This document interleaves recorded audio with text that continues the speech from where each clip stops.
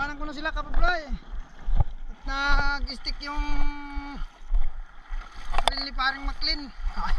Kasi sinabi kanina na stuck pala, dapat nalinis ako muna sa bahay. Kaya nag-una na ako, ibas na, low tide na. Tingnan natin kung makakaparagot tayo ngayon ng isda dito. Ngayon lang ako nakapunta ulit dito kapaploy. Uling punta ko dito ay mangingilaw pa ako noon, di pa ako nagpaparakakawil. Pinapanood ko lang yung mga vlog nila dito, nila Sir Al Jones, Master Jimar, paring Jud. Shout out paring Jud. Hey Jimboy, out boy. Hey Master Bulugan, pakidayo ako dito sa spot nyo.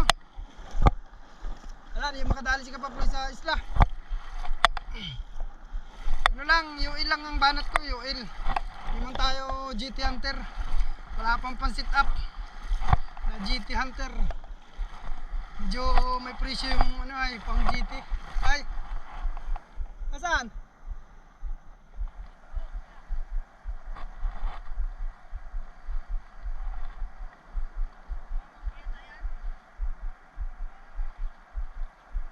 Ah, bawi na kayo, sila GB.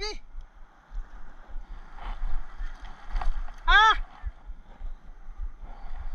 May ano, may mga magpapangki. Nakita tayo. Kapaploy. Nakita si Kapaploy.